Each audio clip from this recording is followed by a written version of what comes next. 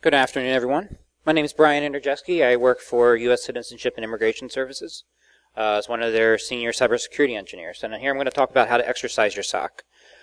This is a concept we came up with internally about 2 years ago. We were trying to find out after a major IR had happened on our network, basically how we're going to go back and validate that in production, but not let our SOC know at the same time when that was occurring. So some disclaimers, because I am a federal government employee. These are when I state a personal view, it's my personal view. It's not an opinion of the federal government, DHS, USCIS, or anywhere above.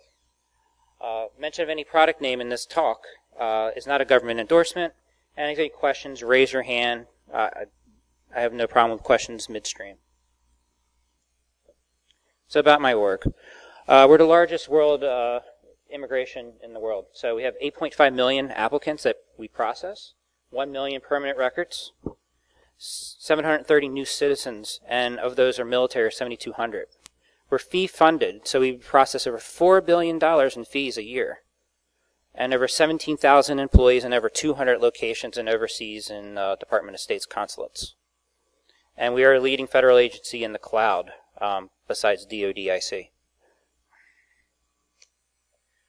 About me, I specialize in AppSec, DevSec, ContainerSec, hardening, and a lot of security design. So I assess system for weaknesses in design. I build the risk mitigations and help build the templates and secure by default, and highly embrace infrastructure as code and rugged DevOps for repeatable configuration. Also IPT component representative for DHS cloud migration, which they're going through right now. DevSecOps, which is slowly spreading throughout the government sectors, and the cyber threat intel groups that they're standing up now. In addition, I advise several other federal agencies with the 2 years of lessons learned that I've had at USCIS on the Fed side that are not classified, and using cloud, agile, and DevOps methodologies to perform. And irony was talking with IRS a week before their issue about how to do DevSecOps and configuration control. Prior life, I was U.S. Air Force civilian with DoD Cybercrime Center. I first started there doing workforce development, the DC-3 Digital Forensics Challenge. I did the last 3 years of execution for the program for that. I was at the seat for the U.S. Cyber Challenge. In addition, I was doing DIBNet, so that was all the defense industrial base intrusions being reported in on a voluntary program before it went over to DFARS, the mandatory. Doing tool assessments, later became a program manager, and then security assessment. The one big thing that I did at DC-3 is participated in CNCI5/ESSA, where we basically took the federal cyber centers, NSA, IAD, U.S. Cyber Command, FBI Cyber, Department of Energy, and DC-3, and we connected them together with the first versions of Styx and Taxi with MITRE. Prior life before that, did a lot of IT dev and ops. I did commercial healthcare consulting. I was a former .com boom and bust developer, and also in academia doing help desk. So I worked my way up.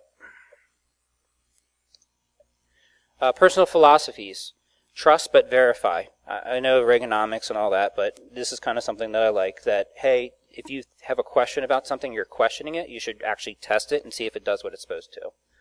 Art of war: attack is the secret of defense. The defense is planning of the attack. And my latest one is burn down your technical debt before it burns you, because I see it happen all the time where people will say, oh, it's acceptable risk.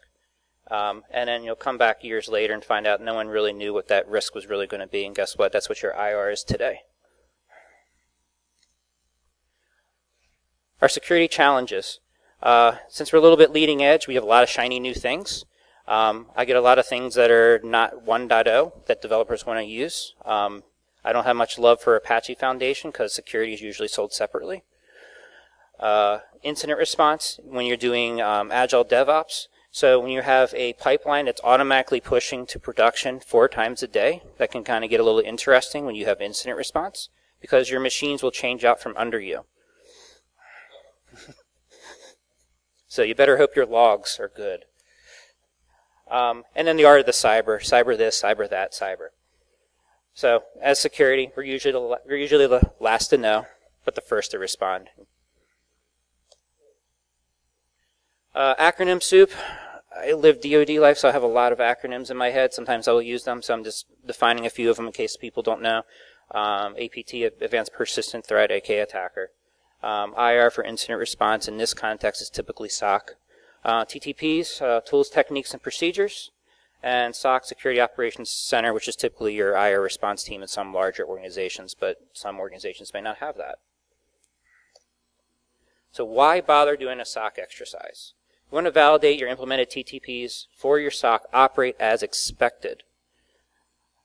You want to test the effectiveness of the attack, of course, in a controlled execution. And yes, you do want to test it in production. You don't want to test it in staging. You want to test it in dev, because those environments can act a little bit differently. And you also have the additional environment variables of how that production environment may operate. And in finding your actual defense thresholds. A lot of the policies and a lot of the systems are configured saying, oh, it's going to trigger this alert at this time. And when you do these type of exercises, you find out, well, all these other environment conditionals might push that threshold a little bit back.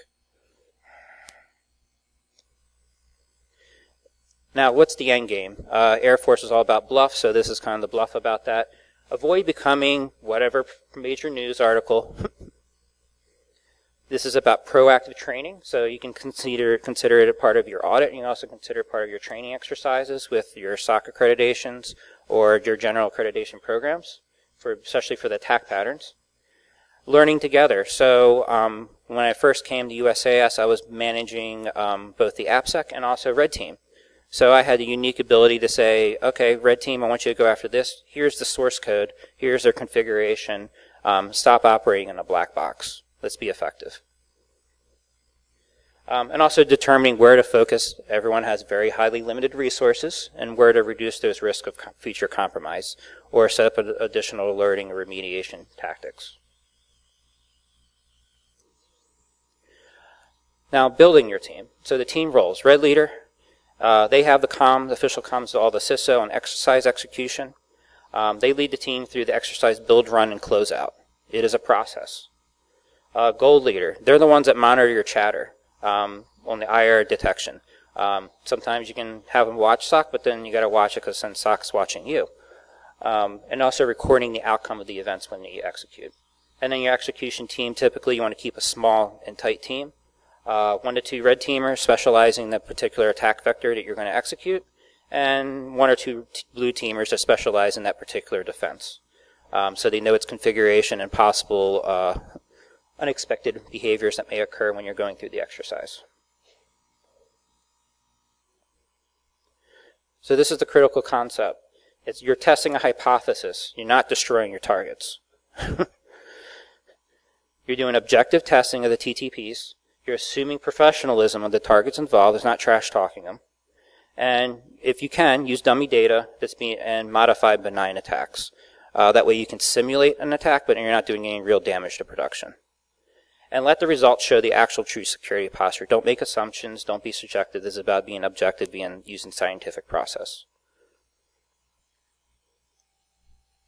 And the purpose is to be detected. That is the whole purpose of you doing this exercise. So you want to run low and slow at first, below your thresholds, to kind of get a feel if you're going to pop then. Increase the noise over time on a dedicated action plan until expected detection. And plan for go beyond expected detection, because a lot of the times when I run these exercises, you have to pump it to 11 or even 12. Another critical. The CISO owns the risk. So when things go south, they're the ones that are going to have to sit in front of the business ops management and the CIO to explain what occurred. They give all the official green light, yellow light, and red light for the exercise run, and they pick the date when it executes in time, because they typically have a better idea of what's the yin and yang of the business operations at the time, especially at the IT ops level. Kind of touched on this a little bit. So you want to limit the knowledge of the exercise lifecycle, keep your need to know at least individuals, space out your execution. Like most APTs, you don't want to do recon immediately and then start attacking. You want to space it out.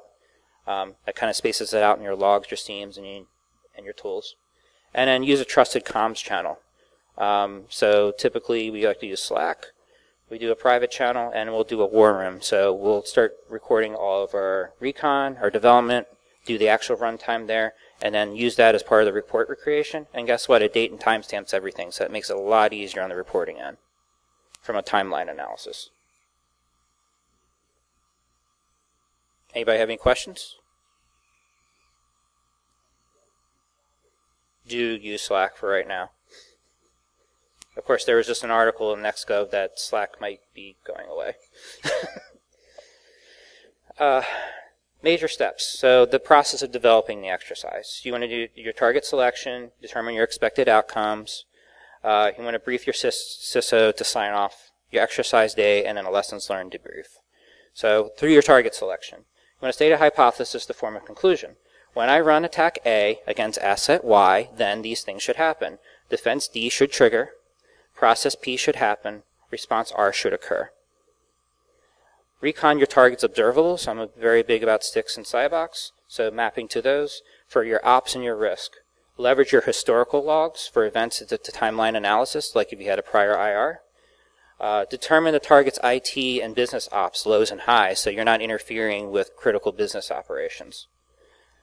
Research target dependencies and outside TTPs that are dependent upon it. Now, like I brought up before about the IRS, they didn't document all their system interdependencies, so when their caching mechanism in the IRS mainframe locked up, it locked up 10 other systems right behind it. And I'm a very big proponent about crawl, walk, and approach. I had a previous Six Sigma background when I was in healthcare for their risk management approach. So use a laser-like focus by approaching existing data. Target mission-critical processes first. You want to target the 4% to give you the 50% most pain. And honor the process to build the trust. You have to use that record of success for your exercises, starting out small, to build into bigger projects. And I'll go into that in a minute. Once you do those, you can start reusing some of the exercises to help reinforce that you've actually implemented some of your lessons learned, or tweak them a little bit to push it a little farther.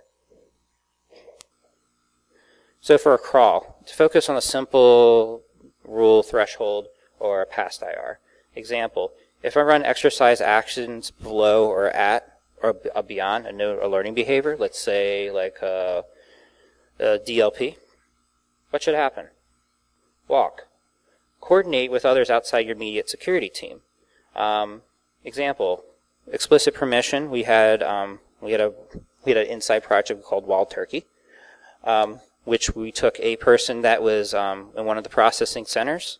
We asked her that we could borrow her user account, and we asked her to stay home. And we used her user account, and her boss knew she was staying home, and we started escalating her privileges slowly over time and see who would notice. And did they follow the proper reporting procedure to call her? And they did. To disable her account, not as fast. And then report it to the CISO. Run complex exercises that can be multi-day. So the typical multi-week exercise where you pivot on one machine and establish a foothold, and then you start using Mizzycats or something like that, start grabbing creds off the wire and see where else you can go, and slowly pivot until you get found. And increase the noise. So here are some examples of how to do a detect. When will we alert, insert attack vector, occurs in this system at this time? Has this tool been configured to operational environment beyond its defaults? What you'll find is a lot of places will just use the defaults, throw it in there, and go. Will this record an audit log? Of course, I have a prior DoD auditor background. I love audit logs. Well, is this event actually recorded as an observable so I can actually mine it out later or build alerts around it? On the respond, did it respond to the attack vector? Some tools say they do things. Guess what? When you put them in the real world, sometimes they don't do it very well, or if they're under different environment variables, they might not operate as expected. Does your SOC report capture those observables? Because that's capturing the skill sets of your SOC and depending what analyst worked on it, or analyst. And will the tool, from the SOC's perspective, log what they did so you can watch their activities? And then all your escalations. Did you follow your IR? Are you meeting the IR response times you have in your incident response plan for that particular system or for the enterprise? And one of my favorites is when a critical person that IR plan is out, like around the holidays, what happens? Does everything start falling apart? Determining your expected outcome. So you got to first develop your timeline of your events, of major actions. Quantify the potential risk to those execution, because this is for the CISO and he's got to sell it to the CIO. And establishing your measurements on those actions. So execute the attack the known defense thresholds, but build your actions to increase over time and exceed those known thresholds. And plan for execution failures and things to fail. Things will fail. Don't execute an attack you've never tried before. You'd be surprised. And always never assume the attack's going to be successful. You're going to have unsuccessful attacks. Sometimes it's just a crink in the wire just because of what traffic's going on. Risk management now kicks in. So identify the critical operations at the peak usage to whatever target you're looking at. Look at the execution during other incidents. You don't want to do that because then SOC's already going to be tied up. You don't want to increase their pain too much. You don't want to break an unrecoverable system. There's a lot of those around in federal government, and there's a lot of those in commercial industry where someone set it up, that system admin's long gone, and nobody knows how to work that box anymore. And you're always going to run into some unknown interdependencies through workforce attrition. Then calculating that probability of that event. So let's just say an action. Threshold T triggers for observable O in SOC tool S1. So the probability is high. We know that it's configured that way. The impact's low if it bypasses that. And we know that because we did recon. And we know it's manufacturer defaults.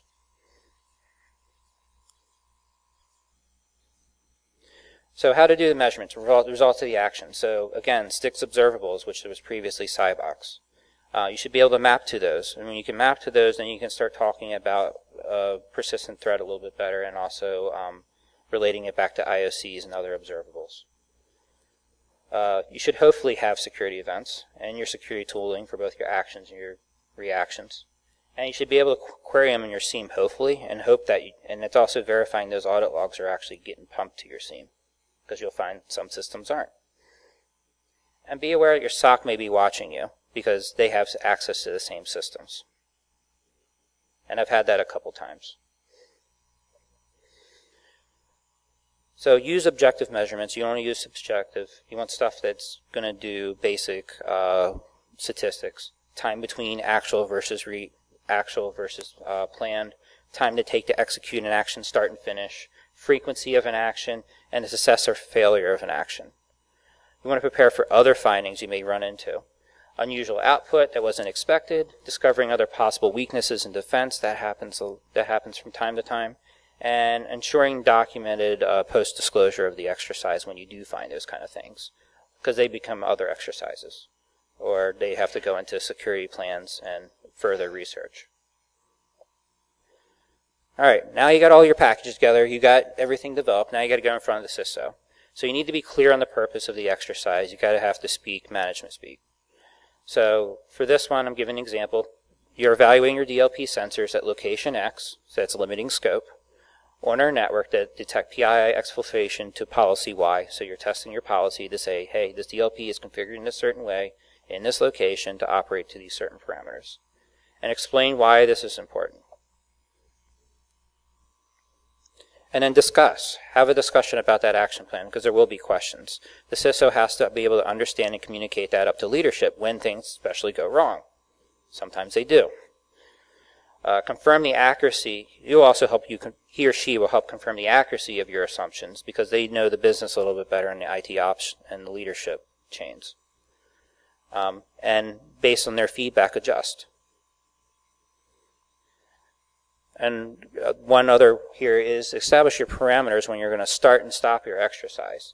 You got to consider the business impacts, IT ops impacts, and any actions that exceed the expected thresholds. Of course, the joke is have a safe word.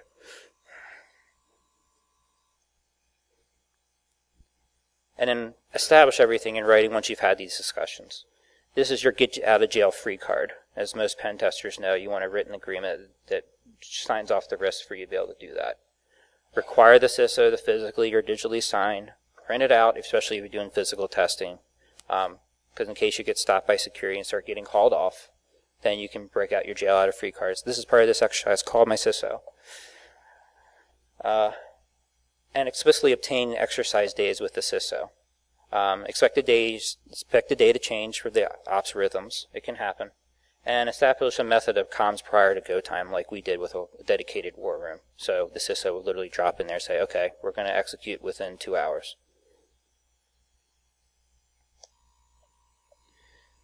Then the fun of exercise day. So you got your war channel going, you have your team channel ready, everyone's ready, and the CISO gives the red leader green light, go. We learned after some time, let the CISO sit in channel. One, they'll enjoy it, and two, if there's any other things that you don't know about that's going on in the network, they at least know if it's you versus somebody else. We've had incidents happen while we're running an incident. Report any action of progress, because they're going to want to stay in tune. That helps if there's conflict. And report any unusual observables that you're experiencing when you're doing the exercise. One, that goes into your reporting, and two, that goes into further research if it is another incident. And explicitly report your TTP thresholds when they're exceeded, because that's the critical point of this exercise, is you're saying you should have detected here, but you're really not detecting yet, before you start pumping that volume up to 11. And when you're recording those objectives, make sure you're getting screen captures, photos of the event outputs, changes in the timetable for event execution, individuals responding to event execution. And then document. Then at the end of your exercise, confirm with your CISO on an exercise closure. The CISO may want to extend a little bit further, especially if you're not if you haven't hit your threshold rate as expected, and have had that. A good one of that is we were actually sitting in another part of the DHS's network, and we actually had our red team deployed. We wanted to test the policy enforcement points between our component versus another component. When we sat the red team over there, we started with a simple nmap. Let's start port hopping, let's start IP hopping, let's see if we flag. Okay, nothing. Alright, let's increase the rate. Okay, nothing. Alright, let's start going sequential. Nothing. Okay, let's hit manufacturer defaults. Okay. See it popping on logs, but nothing's popping. Let's start turning that up a little bit. Okay, we're not getting any calls from any of the SOCs yet. Call up the CISO. Alright, sir, it's already been 4 hours executing this exercise. Can we go full throttle? So max out nmap, let it drop bits, and the phone rings in 5 minutes. Because they weren't watching that particular connection between those two components. That's actually one that won me a DHS Engineer of the Year award. And the DHS CISO had to sign off on 3 POAMs for the entire network. They've fixed it since then. Host a post-op call with the team and the CISO. It's very valuable because then the CISO is absorbing some of that information in case he gets questions from his bosses. So collect your thoughts on the runtime results. That way your team can start sharing things back and forth. Document the lessons learned then during your runtime, because once you're done off that exercise and you start going home and relaxing, you're going to start forgetting things. Discuss anything that was really unexpected, because it may be something else that's roaming around in your network, or it might just be a ghost in the shell of the network. And that initial report, so you create the briefing. I know government loves PowerPoint to death. So your audience, yeah, your exercise team and your CISO, any persons that were impacted by the exercise testing, because guess what? You're going to give the briefing to them to let them know what you did, and they can start giving you feedback of what they experienced on the other side. And assume it's at exec level in case the deck does move up. Make sure to provide the purpose of the exercise, show the execution timeline from expected to actual results, and keep a tab on live briefings for the Q&A and capture those Q&A questions. It's kind of a lessons learned thing from doing Agile. And the briefing, be interactive. Maintain a blameless environment, keep just to the facts. You typically, as you know from red team sometimes the people that got attacked are a little hurt. Solicit feedback from them, force them to give them feedback. Things that they saw, things that they found that would be unusual, because it may help in your alerting and tweaking what you need to do from your monitoring standpoint. And then propose possible solutions to mitigate or correct those discussion points. Because guess what? Those are going to be brought up later for continuous monitoring. So provide the actionable goals. So leverage the input from the targets and quantify that with the exercise, and then start building that into performance, either at the program level, the system level, or start building in your continuous monitoring or your SOC dashboards and your typical playbooks.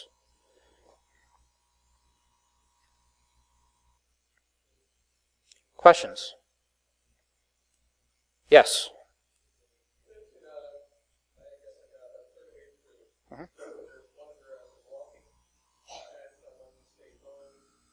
Mm-hmm.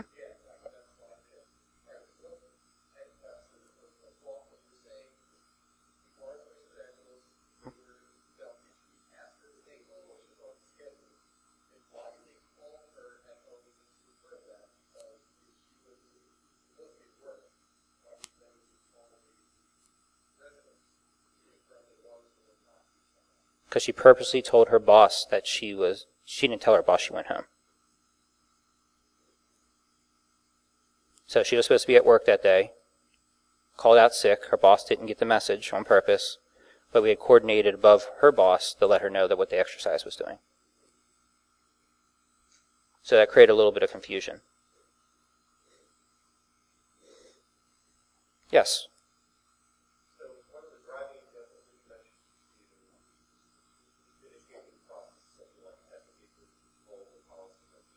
Right.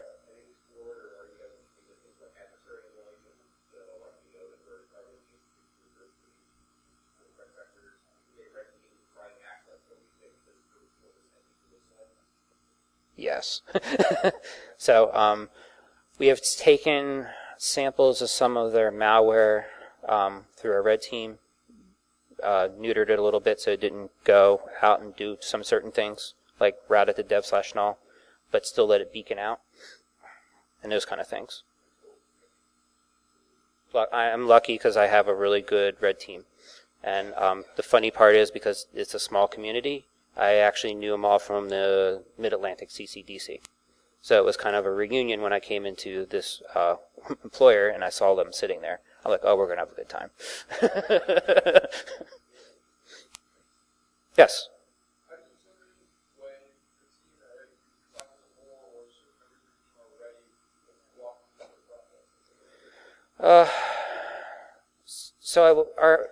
So where I sit in the agency is a little unique. So I sit in the cyber defense branch, where we own both blue team and red team, but our SOC is actually in enterprise IT operations. So they're kind of separated. So within our own team, we can kind of coordinate that, but when we start needing other resources, we have to go and coordinate with the business or their boss and work that out and keep them under a kind of like an NDA, but it's not really an NDA for that exercise. What will happen is usually that business leader buy-in, especially when you're doing the walk and the run, and the CISO will make that agreement themselves and talk at the executive level, and then they'll kind of work out when that go time is. So I could be told a week ahead, okay, we're going to go on Wednesday, no, barring nothing else goes on. Then Wednesday morning comes up, and it's like, all right, status, check in, and we're still, okay, you're still on in 2 hours, and when that 2 hours comes up, then CISO says go. It's just making sure we're not screwing with prod and we're screwing with the business. Again, remember, we're processing fees. So when we're down for an hour, we're not processing $1 million in fees.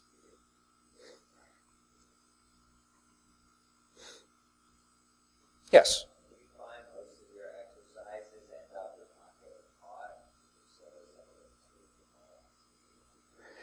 It does for some of them, like the Nmap. Some of them we're happy because we're detected really early. It's like, oh, we exceeded your expectations. This is good. But sometimes you'll find some things in the process that didn't occur because people are escalating above their chain. Yes.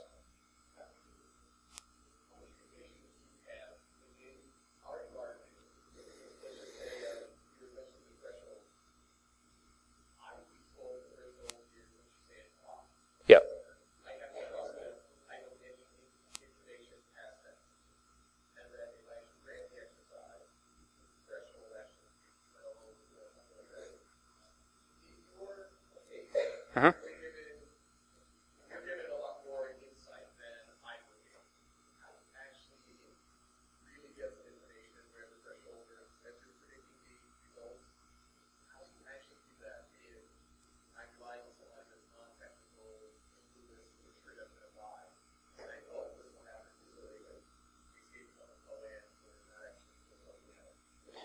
So the advantage that I have is that I have direct access to the risk management branch, which means I have access to all the system packages, which means I have access to the list of assets. So based on that list of assets, I can make a determination, okay, this is what manufacturer default is for this through a little research or just calling the vendor up, and then taking whatever word that person says and kind of adjusting based on knowing and talking around. There's a lot of history with some of the ops people. And especially on the security side, you have to be partnered with the ops people in order to get your job done. So through some of those partnerships, you can kind of quietly ask around about certain things and make sure you pace it out that it's not related to the exercise over time. But if you're coming in blind, like if you're coming, let's say you're doing consulting, let's say you're not doing FedGov, you're coming as a consultant, you're trying to execute these things, I mean, a lot of this you're not going to find out unless you're going through system documentation or the customer's literally handing you configs. You're going to find out the hard way. Or the customer could be like, well, this is what our policy says, test it to that policy and see what happens. But some of it's educated guesswork.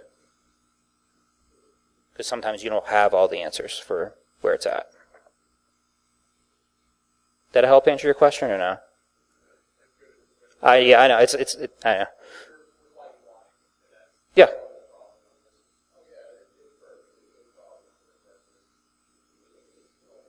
Right. Exactly. Oh, again, risk acceptance.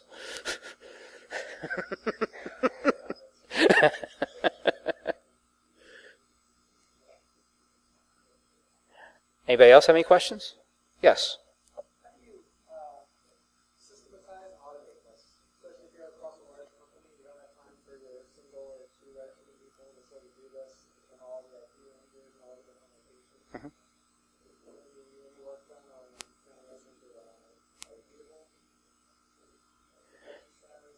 Yeah, we repeat it through process. The problem is that each one's kind of a little bit tailored to what we're doing in our networks.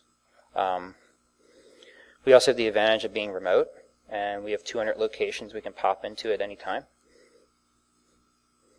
So we have a little bit of flexibility there, and we also can kind of hide in some of the larger headquarters traffic so that when we're coming through those kind of lines, they don't easily see us, which adversary has the same methods. Be a lot easier to execute on smaller companies, but not the largers. Because, yeah, I'm thinking back to my healthcare experience where there's only a few of us, and yeah. Yeah. Right. The only way you're going to be able to do that is you start establishing sensors out in the field and then start activating them when you need to do these type of exercises. Or you just literally take over an RDP session on a box. We've done that as well sometimes on some sites. Yes? We try to do at least one a month. Yeah. Plus our annual pen test on top of that too.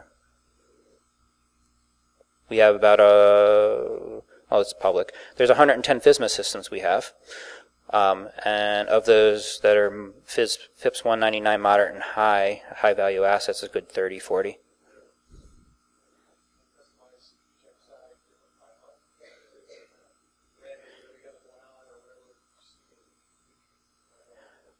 So again, it goes back to using existing data. So either we can repeat a prior attack to see how well we would respond to that, like WannaCry, or you can do particular IRs you've had in the past, like Amazon spill, and then try to repeat that against another team and see what happens.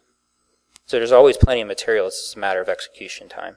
And sometimes what we'll do is we might have like a week-long session where we'll pump out about 3 or 4 of these different scenarios and put them up to the table for CISO selection. Yes? Oh, sorry, I didn't see. Go.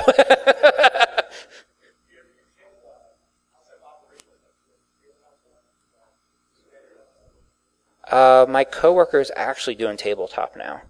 Because when I came on, I was supposed to be only AppSec, and of course I got other duties as assigned. So he's handling a lot of the red team SOC exercises now. And I'm helping him at the higher level of the execution because he's learning the ropes. Which is why this actually is good timing, because he gave input into this deck and feedback. And I had presented this information to the DHS CISO Council a couple times. But with a lot of other attribution that's been removed out of this deck. Good old public affairs. Yes?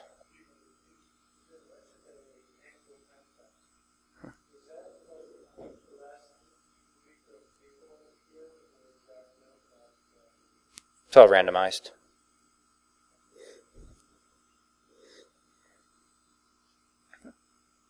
Anybody else have a question? Cool. Thank you, guys.